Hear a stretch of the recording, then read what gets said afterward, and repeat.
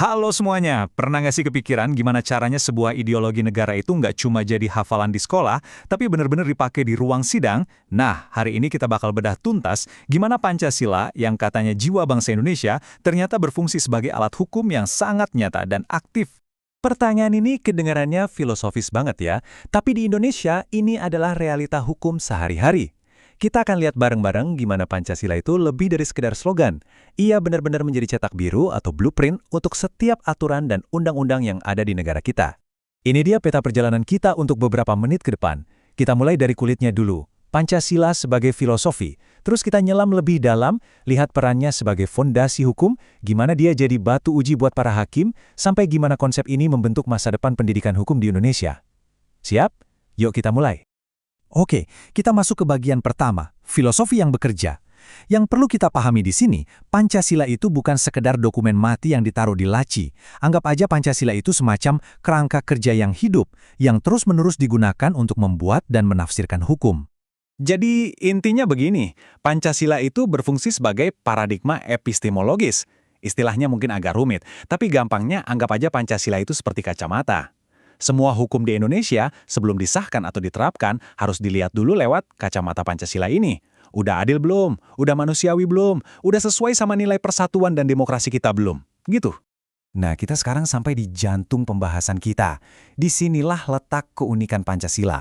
Dia punya dua peran sekaligus yang kelihatannya saling bertolak belakang, tapi nyatanya justru saling menguatkan.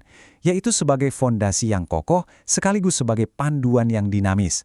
Gimana tuh maksudnya? Peran yang pertama, Pancasila itu sebagai Grundnorm atau norma dasar. Ini adalah sisi Pancasila yang statis, yang kokoh, yang nggak berubah. Ibaratnya fondasi sebuah gedung.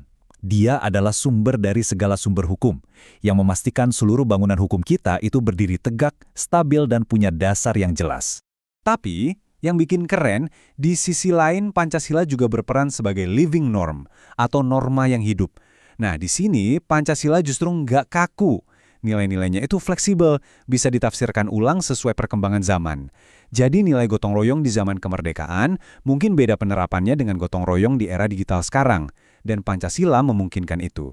Slide ini merangkum perbandingan dua peran itu dengan pas banget. Sebagai Grundnorm, dia kasih kita kepastian dan stabilitas. Sebagai living norm, dia kasih kita ruang untuk fleksibel dan beradaptasi. Jadi sistem hukum kita itu punya jangkar yang kuat, tapi kapalnya tetap bisa berlayar mengikuti arus zaman. Keseimbangan yang luar biasa. Yuk kita bedah tabel ini biar lebih kebayang. Lihat di kolom Grundnorm.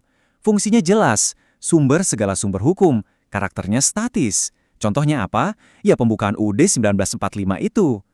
Nah sekarang kita lihat kolom living norm. Fungsinya sebagai panduan interpretasi, karakternya adaptif. Contohnya, gimana Mahkamah Konstitusi menafsirkan nilai keadilan sosial dalam kasus-kasus modern.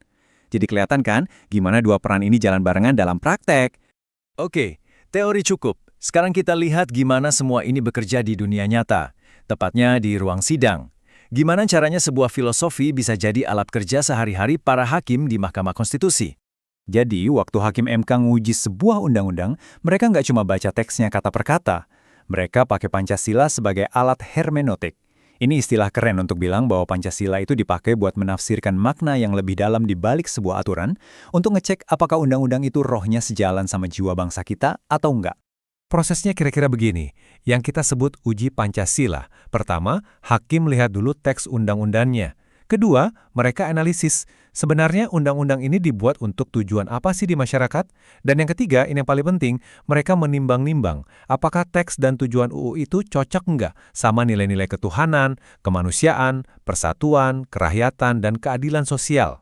Nah, ini contoh konkretnya yang paling jelas.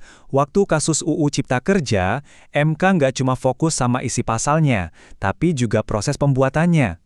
Mahkamah memutuskan bahwa proses yang kurang melibatkan publik itu melanggar prinsip musyawarah di sila keempat dan tujuan keadilan sosial di sila kelima. Ini bukti nyata betapa uji Pancasila itu punya gigi. Kerangka kerjanya bisa kita lihat di tabel ini. Pancasila itu jadi alat hermeneutik nomor 1, dia jadi filter utama interpretasi, dia juga jadi koreksi terhadap positivisme, maksudnya dia mencegah hakim jadi robot yang cuma baca teks hukum, tapi juga harus lihat konteks dan nilai.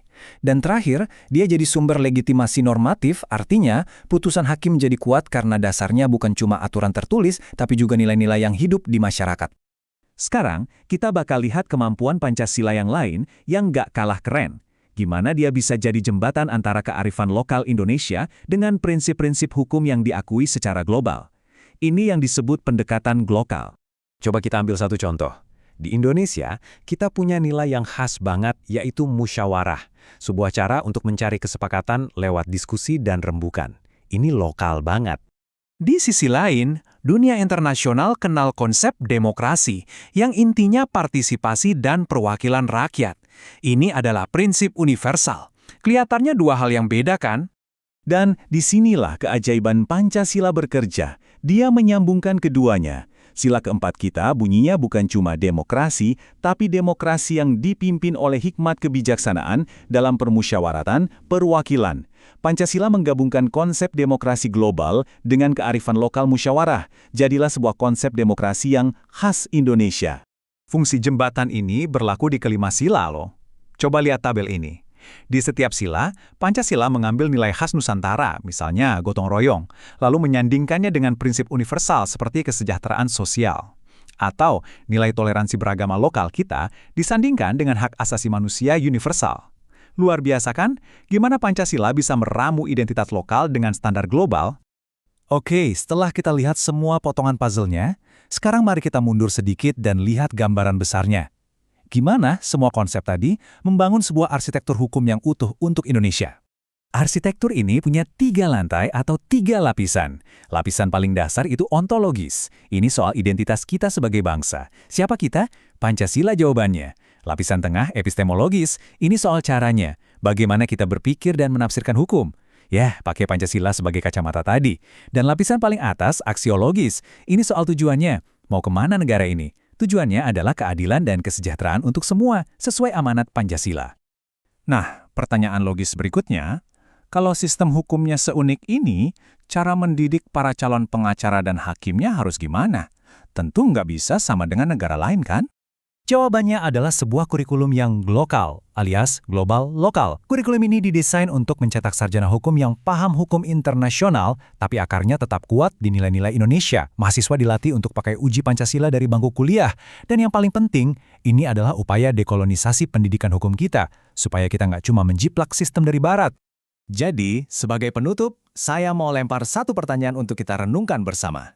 Di zaman sekarang di mana semua negara saling terhubung, jangan-jangan justru filosofi unik sebuah bangsa seperti Pancasila inilah yang jadi alat hukum paling penting, alat untuk menjaga jati diri dan kedaulatan hukum sambil tetap bisa bergaul di panggung dunia. Gimana menurut kalian?